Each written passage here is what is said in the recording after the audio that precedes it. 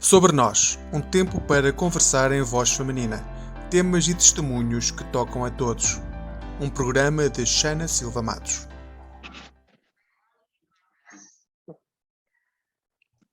Olá a todos, sejam muito bem-vindos e bem-vindas ao Sobre Nós deste mês de julho. Mais uma vez, muito obrigada por estarem desse lado, tem sido maravilhoso escutar o vosso feedback sobre os nossos programas. E hoje voltamos a reforçar o tema da família. Nós somos um povo, uma família em Cristo, e por isso aqui a nossa preocupação é ajudar que cada um de nós possa encontrar esse equilíbrio saudável, viver numa família cheia de diversidade. E se vamos falar de família, só podia ter comigo hoje a Isabel Ludovico mais uma vez. Isabel, bem-vinda a esta casa Obrigada. que já é tua. Obrigada, Xana. Um prazer estar aí com vocês de novo. Muito obrigada. Isabel, hoje não vamos falar de herança familiar, mas não vamos falar da perspectiva dos bens, não é? Não é daquela perspectiva que as pessoas pensam logo. Herança familiar, bens, não, nada disso. Nada disso. Nós hoje vamos a herança falar... psicológica, a herança Exatamente. afetiva. Vamos falar um bocadinho destas marcas, não é? Que nos são deixadas de geração em geração, não é? É isso mesmo. Então conta-me, Isabel, como é que nós podemos acolher ou reconhecer a nossa herança familiar? Então, acho que primeiro a gente precisa lembrar que realmente a família é projeto de Deus, né? E que faz parte, então, dos planos de Deus. É na família que o ser humano se constrói, a família útero-social, onde o ser humano se constrói como pessoa. Até Jesus, né, passou por todo o processo numa família. Verdade.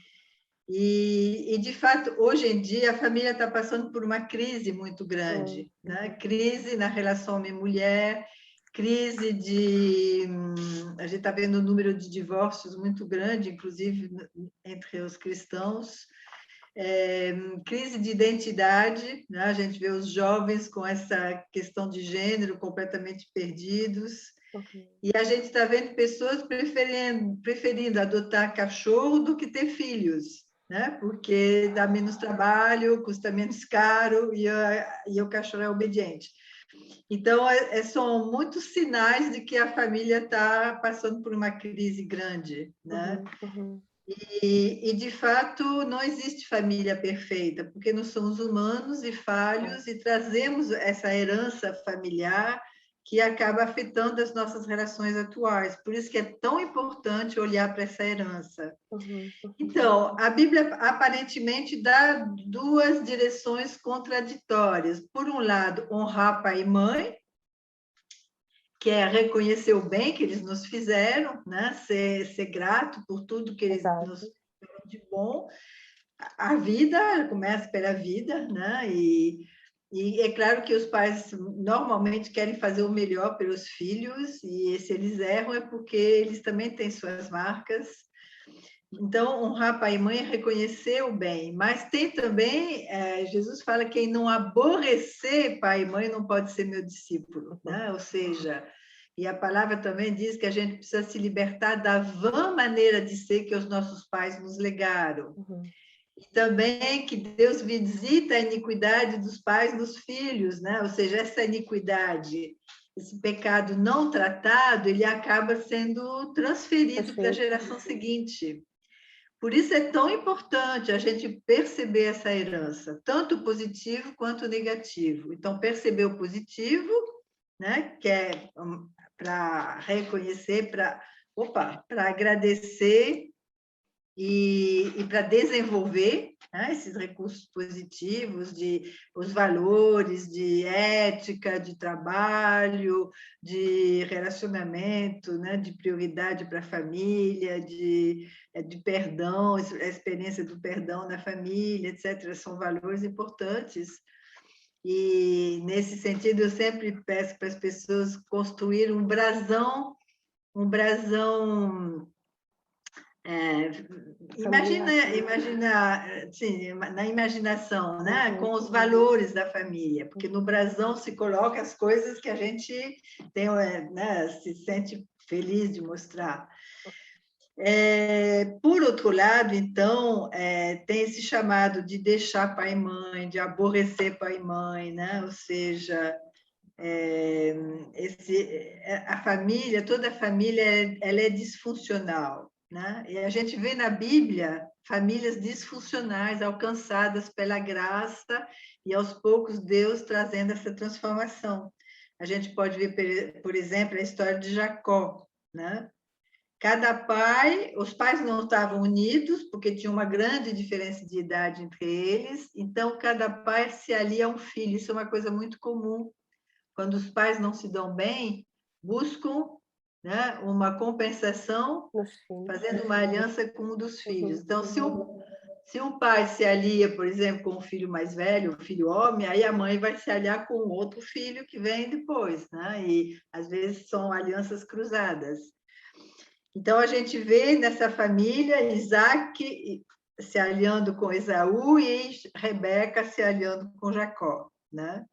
E você vê, esse padrão se repete na geração seguinte, apesar deles terem sofrido essa competição dos irmãos, Jacó acaba também priorizando José, porque é o mais velho, né? Na família de Rebeca, a gente vê um irmão que ocupou o lugar do pai. Não sei se o pai tinha morrido, mas, de qualquer forma, isso também é uma coisa comum nas famílias, que quando um dos pais não cumpre a sua missão, algum filho acaba ocupando o lugar desse pai, e com isso está privado da sua infância e assume o papel de adulto, né?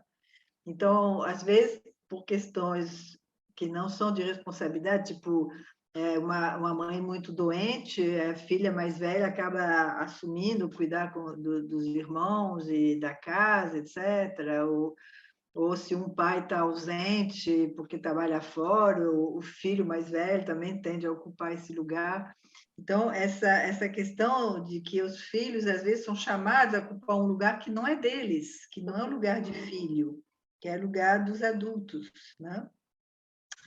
Uma outra coisa comum na família, Jacó, ele já nasce com o rótulo enganador. Jacó quer dizer enganador, porque no ventre já ele, né, tinha tentado segurar o irmão para nascer antes, já tinha essa competição no ventre. Então,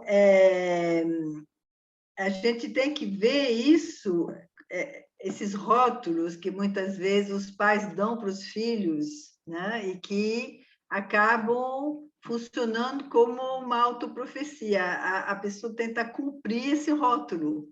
Então, o rótulo, por exemplo, tanto no positivo quanto no negativo, né? Porque o rótulo de criança que vai bem na escola, daí tem que estar o tempo todo indo bem, não aceita falhas, não, né? Não se permite falhar, tem muita exigência, muita autoexigência. Ou então o contrário, o rótulo de burro, daí a pessoa nem tenta, porque já assimilou que é burro, então acho que não, né, não tem capacidade. Às vezes até a superproteção pode gerar esse sentimento de inadequação, de inferioridade, de incapacidade, né? Então, o excesso de amor às vezes também prejudica. Mas esses rótulos são muito prejudiciais, de fato. Eu estou lembrando da história de Jabez, né? Que Jabez, na Bíblia, significa traz a dor, né? Trouxe dor, porque com dores a sua mãe o teve. E aí ele pede que Deus lhe alargue as fronteiras, e Deus atende o seu pedido, né? Ou seja, mudar esse rótulo, sair desse condicionamento, dessa maldição, porque é falar mal, né? Literalmente. Essa questão dos nomes eu acho muito interessante, porque não é só o significado dos nomes, mas também o associar a alguém da família. Por exemplo, nós quando fomos pais, nós tivemos cuidado em não colocar aos nossos filhos nenhum nome de alguém que já existia, com esse medo da pessoa se comparar com aquele membro da família que tem o mesmo nome. Essa questão dos nomes é muito forte, não é? Também. Isso aí eu acho muito prejudicial. No Brasil tem esse hábito, né, de dar o mesmo nome a cada geração. E isso é ruim, porque daí você não sabe seu pai, seu filho, seu neto, e quando chama, são 3 pessoas que vêm na cabeça, e ainda por cima tem essa comparação muito grande, né? Então, é melhor dar um nome diferente. Pode ser o nome de uma referência que você admira, né? De uma coisa positiva.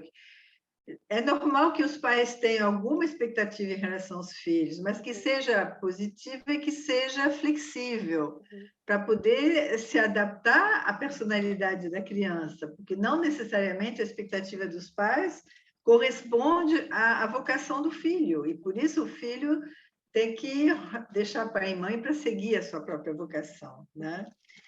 Então, a gente vê de novo nessa história de Jacó, né, como é bonito depois que ele se reconcilia com o irmão, né, e que pode, então, ter esse espaço da graça, esse espaço de reconstruir uma relação.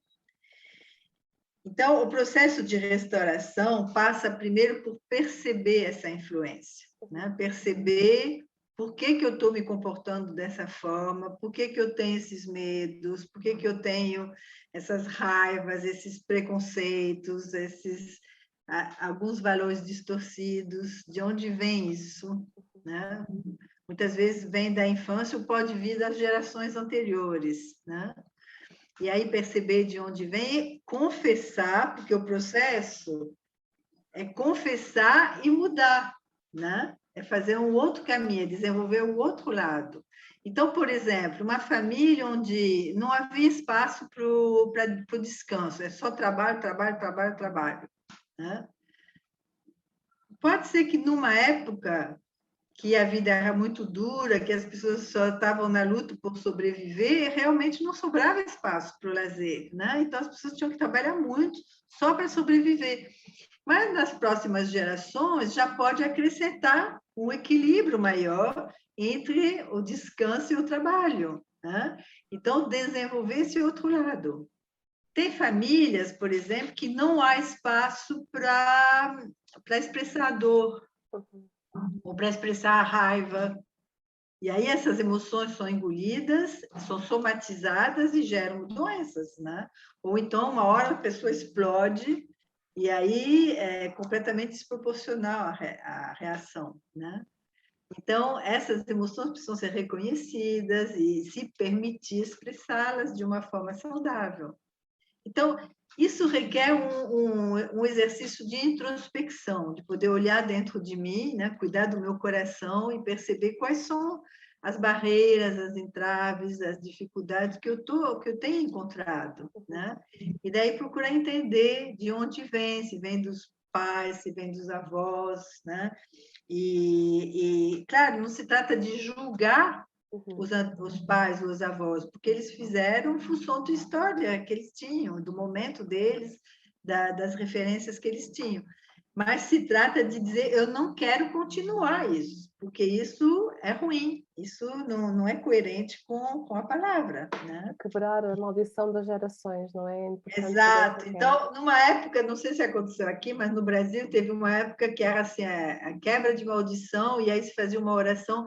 Não é uma oração que resolve, né? Porque tudo bem, a gente precisa orar para pedir a Deus discernimento, né? A palavra diz que Deus lança luz nas nossas trevas, nos ajuda a enxergar essas sombras da família. Então, isso a gente pode orar pedindo, né? Sonda-me, ó Deus, e vê se há em mim algum caminho mau. Mas não é uma oração que me liberta de forma mágica desses padrões distorcidos. O que me liberta é a confissão e a mudança, né? É tomar a responsabilidade de mudar, né? Confessar e deixar, a palavra diz, né? Em vez de ou idealizar ou negar. Muitas vezes a gente quer tanto manter a auréola dos pais e dos avós, né? Que aí é como se fosse intocável. Não, os pais não erraram, os pais são perfeitos. A criança vê os pais perfeitos. O adolescente tende a não ver mais nada de bom nos pais. E o adulto começa a ver os dois lados, porque tem os dois lados. Claro. Né? E aceitar os dois lados vai fazer a diferença, não é? Exato. Porque a tendência é ou só ver o positivo ou só ver o negativo. Né? Mas esse processo, então, de reconhecer em vez de negar o mal que me fizeram. Uhum. Agora, a partir disso, a minha responsabilidade é o que eu fiz com esse mal que me fizeram, né? Uhum. Porque muitas vezes eu perpetuo esse mal. Ou seja, por exemplo, uma pessoa que foi criada num ambiente muito exigente, muito legalista, tende a perpetuar essa atitude de ser muito rígida, de se exigir muito e de começar a exigir muito dos outros também. Uhum. Uhum. Então, perceber isso para flexibilizar, para poder dizer, não, eu sou humana, eu posso errar, eu tenho limites, acolher a vulnerabilidade, acolher as falhas, né? Se tornar mais humana. Então, é importante identificar esse mal que eu fiz para mim e para os outros a partir do mal que me fizeram, né? Deixar de fazer a figura de vítima e passar a ser ator e fazer parte da mudança, não é? Protagonista da sua própria vida. Exato. Eu, por exemplo, venho de uma família que tinha muito orgulho, né, de ser de um certo nível social, cultural, etc. Então, era muito orgulhosa. Inclusive, eles me deram o nome de uma rainha. Na cabeça deles, a Isabel era uma rainha, né? Então, e eu tive que, né, trabalhar muito para dizer, não sou uma rainha, sou a princesa de Deus, mas não sou uma rainha. Muito bom, muito bom. Mas, de qualquer forma, eu sou humana, né? Eu sou falha, e fazer o caminho de desenvolver humildade é muito difícil, quando a gente foi criado com essa, né? Com essa exigência de ter que sempre aparecer, de ter que ser sempre, né? Assim, nunca mostrar fragilidade, nunca mostrar o medo, etc. Então, sempre forte, sempre... Então, acho que foi todo um processo de desconstrução, né, para me acolher humana, limitada, falha, e reconhecer os meus erros, e pedir perdão. Então, assim, a palavra diz: o que encobre as suas transgressões, né, jamais prosperará, mas o que as confesse deixa alcançará a misericórdia. E confessai uns aos outros para serem curados. Então, é muito bom também ter um grupo, ter alguém, ou às vezes terapia, para quem eu possa expressar, né, as minhas dores, as minhas dúvidas, as minhas falhas, confessar, né? Normalmente no casamento é o que se espera, né? Porque no casamento essas falhas vão aparecer, então que o outro seja acolhedor o suficiente para que haja esse espaço de graça para lidar com as nossas limitações, né? Esse aspecto do grupo eu acho muito interessante, porque nós somos muito educados a guardar as nossas coisas dentro de casa, não é? E, ou pelo menos eu fui educada assim, as nossas coisas são guardadas dentro de casa, nós resolvemos dentro de casa. Mas desde que eu descobri os grupos, e estes grupos, por exemplo, que eu partilho contigo, com muita regularidade, eu sinto que eu posso ser transparente, que não há um julgamento, e que realmente, ao libertar-me das minhas feridas, eu sinto que há um processo de cura a acontecer. E essa questão do grupo é muito fundamental, eu acho isso fundamental. É verdade, seria tão importante que a igreja tivesse esse espaço, né, de grupos pequenos, onde as pessoas falassem de si. Por isso, eu acho que essa regra de falar na primeira pessoa é muito importante nos grupos pequenos, porque não se trata de dar conselho para ninguém, mas de falar da sua própria experiência. Eu não sei qual é a experiência do outro, não posso julgar o outro, eu só posso falar da minha. Exato. E a minha experiência pode servir de estímulo, de inspiração para o outro, né? Então, acho que na família, toda a família é fruto de duas culturas, do pai e da mãe, né? Então, tem às vezes até esses conflitos de valores de cada lado, mas, de qualquer forma, alguns valores são passados, preconceitos, alguns fantasmas, né? O fantasma da falência, por exemplo, ou do êxodo, de ter que ir embora, alguns segredos na família que precisam ser identificados, né? Por exemplo, histórias de abuso ou crimes que foram cometidos, não necessariamente de matar, mas talvez de desonestidade ou de alguma coisa. Então, toda a família ela tem um livro simbólico de méritos e dívidas. Precisa identificar isso, né? As expectativas, como eu falei, precisam ser flexibilizadas. Quanto mais baixa a autoestima dos pais, maior a expectativa em relação aos filhos, porque eles querem que os filhos os resgate, né? Devolve a honra da família, os ajude a resgatar o valor, né? E aí a expectativa em cima dos filhos se torna muito alta. Padrões de comportamento, do que significa ser homem ou mulher, né? Padrões de relacionamento homem e mulher, que também é passado, né? Às vezes não com todas, não verbalmente, mas nas atitudes, claro, na maneira de se relacionar. Scripts, né? Como uma mulher deve se comportar, como o homem deve se... Qual o papel do homem, qual o papel da mulher,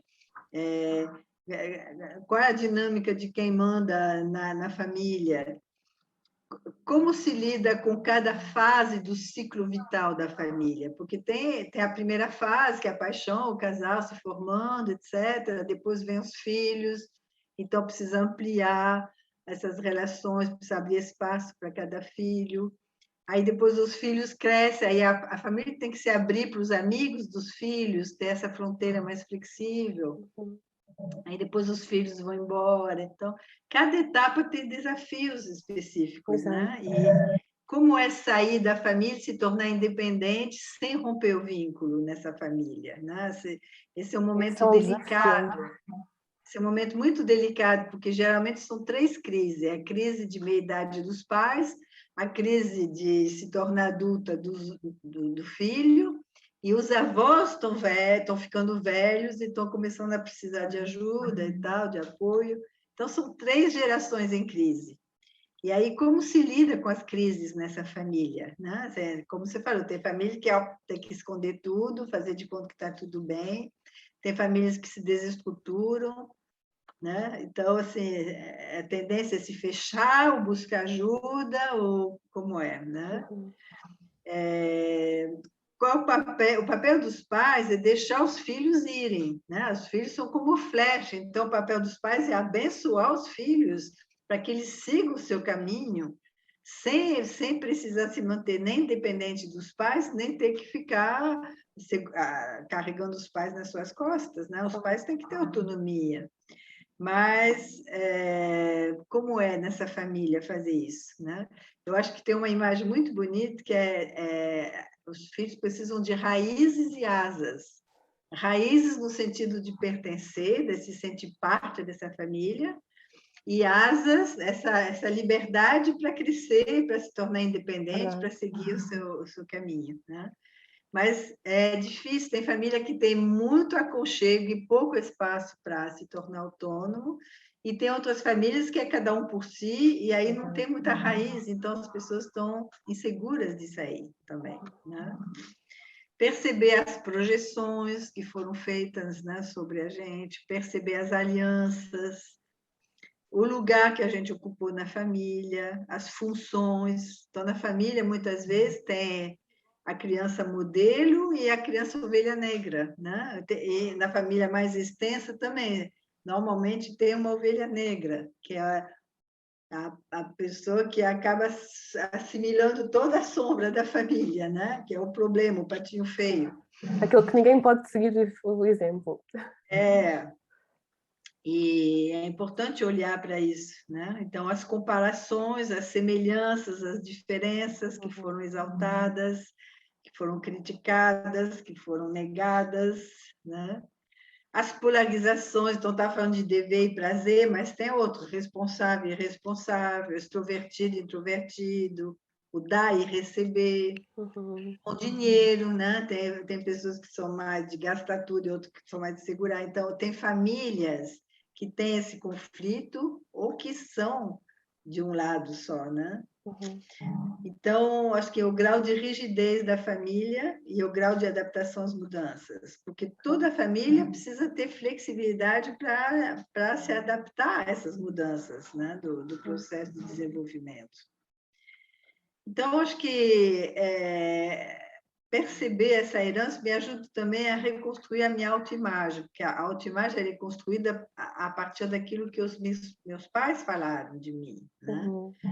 E aí, nascer de novo é reconstruir a nossa identidade em Deus, e perceber que o meu valor ele foi garantido por Cristo na cruz, que deu seu sangue por mim. Então, isso me liberta da aprovação dos meus pais, né?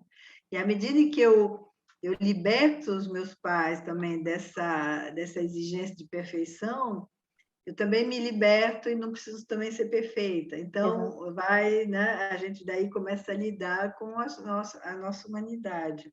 E aí quebramos então a rotina das gerações anteriores e quando vierem os nossos filhos já virão com outra educação, com outra perspectiva da vida, não é? Porque já está a olhar de outra maneira diferente. Exatamente. Então, acho que é isso. Mesmo famílias cristãs, né? Mas que foram criadas num ambiente muito legalista, muito rígido, né? Que não tem muita experiência da graça.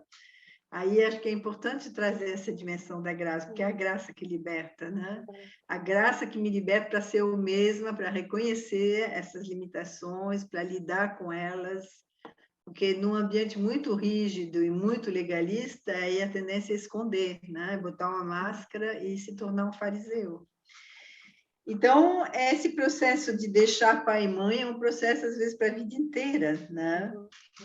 Deixar de atender a expectativa deles para seguir nossa vocação, né? Para ser discípulo de Cristo, para descobrir em Deus essa paternidade perfeita, né? E eu costumo dizer que ser adulto é ser pai e mãe de si mesmo, é poder me dar aquilo que meus pais não puderam me dar, né? Então, às vezes é acolhimento, é aconchego, é consolo, ou então é estímulo, incentivo, reconhecimento, né? Percepção dos limites, porque isso também é importante, perceber, né? Para poder saber dizer não, saber respeitar o meu limite. Esse processo, então, de desatar os nós para reforçar os vínculos, né? Porque o objetivo não é romper, mas é que a relação se torne cada vez melhor, ser livre. Quanto mais livre de expectativa, de cobranças, de dependências, mais prazerosa se torna essa relação, né? E a família é essa aprendizagem do amor, do perdão, da reconciliação, né? Então, perceber que mesmo as falhas da minha família são espaço da graça, espaço de transformação. É ali que eu experimento o poder de Deus, é da carência que vem a competência, o dom se manifesta na fragilidade. Então, não precisamos ter medo de reconhecer esses limites, essas falhas, essas marcas, porque é o espaço para crescer, justamente, né? Então, ao mesmo tempo, reconhecer que recursos eu desenvolvi na família, né? Quais são as coisas boas que eles me passaram, e, ao mesmo tempo, quais foram as minhas carências, né? Quais foram as coisas distorcidas que precisam ser transformadas, né? E aí a minha responsabilidade para que a próxima geração não carregue esse fardo, né? Ao conseguirmos escrever estes 2 livros da nossa família, criamos aqui uma estrutura fortíssima para que novas gerações tenham uma vida muito mais saudável na sua relação com a família, mas também uns com os outros, não é? Porque tudo isto está na base das nossas relações, na forma como nos relacionamos com quem está também à nossa volta e, acima de tudo, com Deus. A nossa relação com Deus também pesa muito naquilo que tem a ver a nossa vivência familiar, não é? Exatamente. Porque a gente vê Jesus quando, na última ceia, né? Antes de lavar os pés dos discípulos, a palavra diz, sabendo de onde vinha, para onde voltava, né? E qual era a sua missão, ele vai, se cinge como escravo e lava os pés dos discípulos. Então, é importante saber de onde eu venho, né? Eu estou aqui, não sou um acidente de percurso, mesmo que meus pais não tenham me planejado, Deus me quis, eu estou aqui porque Deus quis me dar vida, Deus me guardou no útero da minha mãe, e eu sei para onde eu vou, porque eu fui adotada por Deus, então eu sei que o reino de Deus já começou em mim, né? E eu sei que eu tenho uma missão que é de sinalizar o reino, de ser discípulo, de ser transformada à imagem de Cristo. Então, eu sei qual é o meu chamado, né? E usar esses dons, esses talentos que Deus me deu para que eu seja transformada e que as pessoas enxerguem Deus, né? Em mim e através de mim. Então, é um privilégio muito grande, né? Da gente perceber isso, a nossa missão e os recursos que Deus nos dá através do Espírito, porque a gente tem todos os recursos em nós, né? Nós já somos templo do Espírito. Então, não há nada da nossa história que não possa ser transformado, resgatado, né? E que não possa se tornar um espaço de compaixão, de solidariedade, justamente pelas dores que a gente passou, que a gente se torna empático com a dor do outro, né? Porque eu estou em contato com os meus limites, que eu posso entender, perceber o limite do outro e ser instrumento da graça na vida do outro, né? E mais um passo para este processo de sermos novas criaturas, não é? Isto é muito interessante, é muito interessante. Isabel, obrigada mais uma vez. É sempre um prazer aprender contigo, ouvir-te falar destes temas que tu falas tão bem, já estão à vontade. E obrigada por estar sempre disponível também. Aos nossos ouvintes, não se esqueçam que a Isabel está disponível. Se tiverem dúvidas sobre este tema também, estará sempre na descrição dos nossos programas o contacto da Isabel para que possam tirar as dúvidas e consultá-la de alguma maneira que acharem por bem. Isabel, Deus te abençoe, Deus te guarde, também a Joana e a vossa família. Um beijinho muito grande e obrigada mais uma vez por estares connosco. Até breve, até espero. breve, até breve. E já sabes, se não desligues já o teu rádio, o programa vai continuar. Se nos estás a ouvir no YouTube, vai ao link da descrição e ouve o áudio completo do programa de hoje. O caminho para ser nova criatura passa, sem dúvida, por reconhecermos quem fomos, não é? Aceitar quem somos e confessar quem somos. E depois entregar tudo àquele que tudo pode. Deixa-te ficar com esta música da Vânia Soares Chaz. Já vai passar. E eu volto já a seguir. Sobre nós, um tempo para conversar em voz feminina. Temas e testemunhos que tocam a todos. Um programa de Xana Silva Matos.